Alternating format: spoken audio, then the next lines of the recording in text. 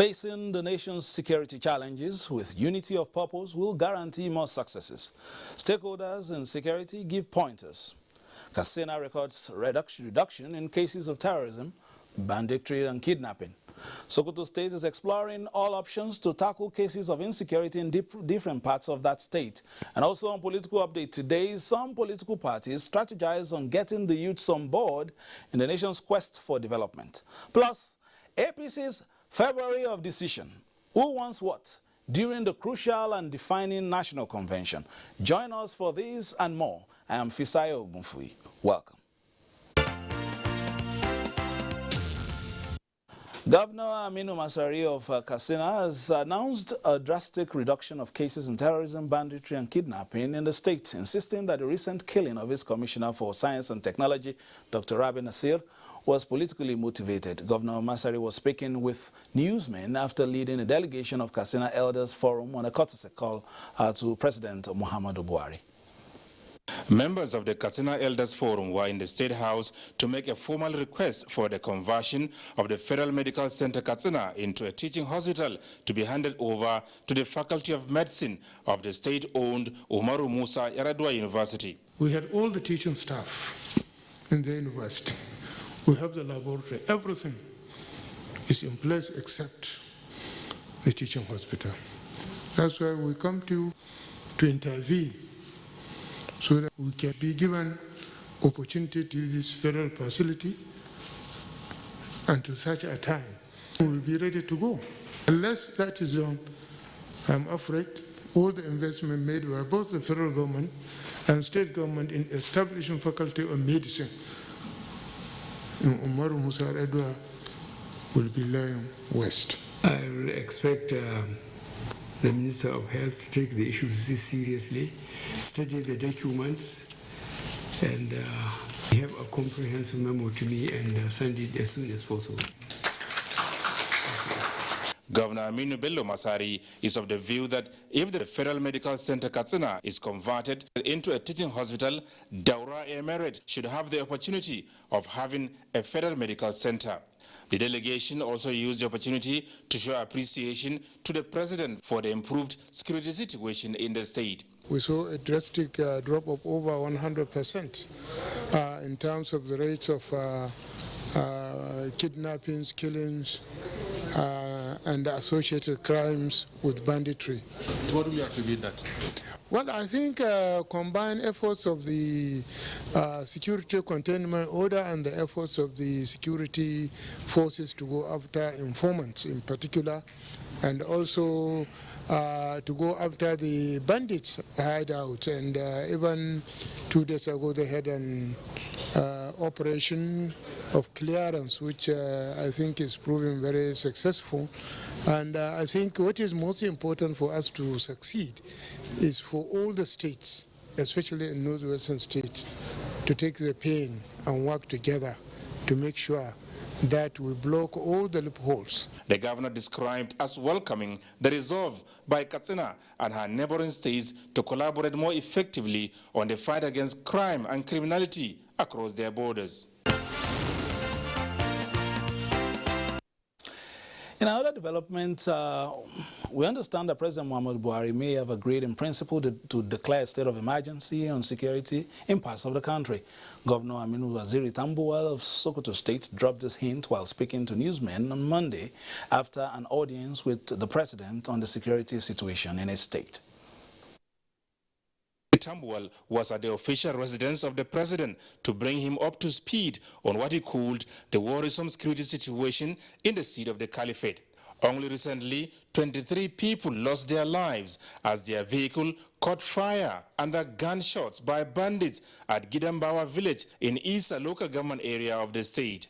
Presidential delegation led by the National Security Advisor Babagana Munguno had visited Sokoto to not only sympathize with the people, but also find facts. I felt compelled by the situation to come and further give him more briefing on the situation at hand, and so that we can go get more support of Mr. President in terms of redeployment of more personnel, more equipment to the area that is being affected by the general insecurity in the state. So what are you taking away from here, having met the President? What can you assure the people of Sokoto after this meeting? From what I've seen and the engagement I've had with Mr. President, I can see that more in terms of engagement, in terms of strategy, is going to come up. And part of what I really suggested to Mr. President is for him to consider taking the advantage of the constitutional provision to declare a state of emergency in some of these areas that we have all of these bandits in Zamfara, in parts of Zamfara, parts of Katsina, parts of Sokoto, parts of Niger, Kaduna and Kebbi, those areas where we have them. Since now that the court has declared them as terrorists, we should take a step further by declaring a state of emergency in those areas so that the military can actually carry out proper and effective and well-coordinated military operation with the backing of the law. So how did the President respond to your briefing? From what I've seen, I believe that Mr. President has accepted to take further steps that are very decisive in dealing with the situation as Commander-in-Chief of the Nigerian Armed Forces. The governor's discussion with the President also touched on effective synergy with countries in the Sahel region towards finding lasting solutions to the security concerns. ECOWAS should come up with a strategy of containment and engage the U.S. government, engage the French government and the United Kingdom for them to cooperate and work together with Nigeria and the rest of countries in the Sahel region for us to nip this in the bud.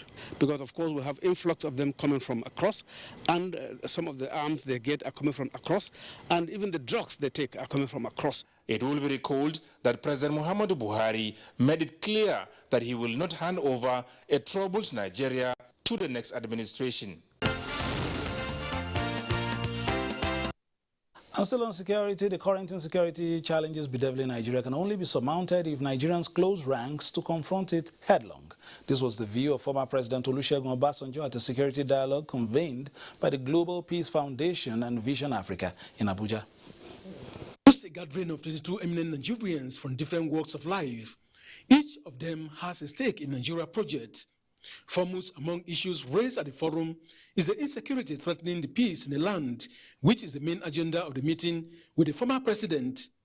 These eminent Nigerians advocate legislation on state police and political will march by action. We can assemble, we can meet, we can recommend, we can appeal, but we cannot legislate. And that is why we must go to them, we must carry them along. We find people killing innocent people, either in the name of religion or either in the name of banditry or terrorism or whatever it is. And that's why we keep on calling on all of us to go back to our holy books. This forces us to take sides, or at least be sympathetic to these ideologies that continue to divide us. Even the fence-sitter and the neutral bystander seem to have shifted positions. If we have embraced them as Nigerians and extend to them what we extend to Nigeria, or at least give them hope, just hope, you'll see a difference. Painting pictures of the devastating nature of insecurity characterized by banditry, kidnapping, and terrorism, participants speak of the betrayal of elites, lack of trust among Nigerians, as violence seems to be the only language that thrives. If we do not put our hands together, the crisis that we have here is not just going to be just for Nigeria. All our neighbors and almost the entire continent will be in a mess. With insecurity, every other sector is down. You can't have investors. Kids can't go to school. The health sector can't work. Every problem in this country belongs to everybody. If 2 years ago it wasn't like this, it is now. The combination of war, leadership, and security have now created one country. President of the Global Peace Foundation called on Nigerians to eschew violence and find lasting peace in the country. All right, joining us now is Senator Sani Musa representing Niger East Senatorial District. Senator, thank you for joining us. Thank you very much. I've heard you loud and clear the past concerning this insecurity, and your senatorial district also suffered it in the past months and years. Shiroro, Munya, Rafi, local government areas, all under Niger East, especially Kagara, continues to come to mind. What are your interventions so far? As we heard the former president talking about carrying the legislators along so that even when the will is there, we have to legislate to make sure that the fight is wholehearted and there's unity of purpose. Thank you very much. I'm coming from the perspective of we legislators. And I believe that if you following the activities in the Senate as regards the security situation in this country, you will agree with me that there cannot be a day passed without any senator or any other person bringing up an issue on security. And on my own part, it has become a continuous pressure mounting on both the armed forces and the federal government to come to the aid of my constituents, especially Rafi local government area and Munya local government area and Shiroro local government areas of Niger State, which the bandits have really taken, their toll on the people there.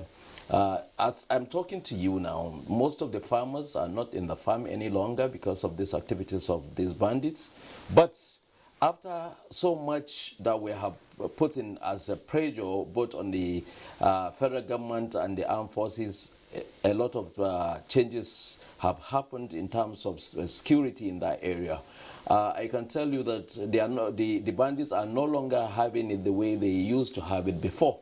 The Nigerian armed forces, especially the Army and the Air Force, have been for some times now operating in that area and bombarding part of that area, and that brought a kind of succor to my constituents. And this actually was necessitated looking at the fact that a lot of people are suffering, and the president saw, the humanity in Mr. President saw the fact that these people are suffering, and he insisted and ordered the military to take drastic action. And what the president has done is in line with what the Senate has been appealing for, to declare these bandits as terrorists, which he has done it. And I can tell you without any fear of contradiction that Mr. President is a listening president to the legislators. And this is the reason why we felt there must be a cordial relationship between the legislators and the executive in order to get these actions being performed. After I have presented a motion on the floor of the Senate calling on Mr. President to declare state of emergency on security, Mr. President so reasoned with what we have done, and and we also called on him to change the service chiefs, which he did. And after doing that, a lot of changes have come. Yes, these bandits are not like conventional army. They ambush. These are people that are ragtag. So it's not going to be easy to get this thing overnight stopped. But with the position the government have taken now, I'm sure within a short period of time, we will see that peace return to these areas. All right, but in all this, is it easy to still do constituency activities, going home, doing this and that? What has changed, especially with the footprints of terror? In the last maybe 6 months, it has been very difficult to get to those areas. But I can tell you now, we are doing a lot in those areas. As part of my own constituency, I have embarked on rebuilding some of the schools that have been damaged by renovating them and bringing them back to shape, building new ones, putting boreholes in areas that, initially these people have run away. And the state government as well is doing very well. My governor is doing very well because just yesterday he visited Mashegu, where these bandits have been terrorizing seriously. So you can see there's synergy now, and I'm sure within a short period of time we get over this. All right, we'll take the second leg of our discussion, but let's take this story ahead of the February 2022 National Convention of the governing political party, the All Progressives Congress. Stakeholders, particularly those aspiring for the party's #1 seat, are already feeling the pressure of widespread expectations. Saliu Guanara chronicles the activities of the party and some of the actors in the party leadership debate. Since the dissolution of the Adams Oshiomhole APC National Working Committee, the 13-member Caretaker and Extraordinary Convention Planning Committee under the leadership of Yobe State Governor Mem Malabuni is the one directing the party's affairs. This is in accordance with Article 13.3, subsection 6 of the APC Constitution 2014 as amended, which gives the National Executive Committee NEC power to create, elect, and appoint any committee it may deem necessary and assign to such committee powers and functions as it may deem fit and proper. The recent pronouncement by the leader of the party, President Muhammadu Buhari, that February 2022 is slated for the National Convention is also in fulfillment of the party's working document, the Constitution. With this development, the political space is already agog, with those aspiring for the #1 position of APC, even though the favored geopolitical zone to produce the party's next headsman has not been decided. This idea of one-man show does not go well. And that is why I always tell people sometimes, a political party administrator is somebody who gives people the listening ear. During the days of the MPN, the party was very supreme. Every meeting of the party, either in the states, in the local government, at the national level, is only being done at the party secretariat. And when you don't have an institution that is strong, that will be able to stand to enforce those qualities that will make it tick, definitely, no matter the kind of foundation you have, the pillars will be very weak.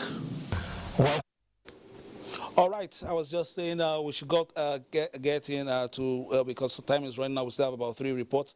We have you in there, we've been talking security. Now, let's look at, the party. February 2022, is it still sacrosanct, and when exactly did we have a date now? As far as the APC is concerned, the convention is coming up, and at the right time, the Caretaker Extraordinary Convention Planning Committee, CECPN, will sit, and then they will agree at a date, and then the National Executive Committee as well will meet, and then Mr. President, as leader of the party, will give notes, and they go ahead for the convention to hold. So we cannot just cross the bridge when we are not yet there. We wait until when these pronouncements are made, then we'll be very sure that the convention date has been fixed. Okay, before all that, we had this, back and forth push and shove, as we saw also in other political parties, especially the main opposition parties. This is a sign of the times. When we are approaching major conventions like this, we begin to see, masquerades coming out and as well push and shove in terms of the, the direction the parties have to take. Is this a sign of the times, especially since in another few days, or let's say a couple of weeks, 2023 will now become next year? This is the beauty of democracy.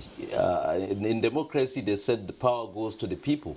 And it is expected that when activities of political activities starts up, you see different divergent people coming together, people, realignments and others.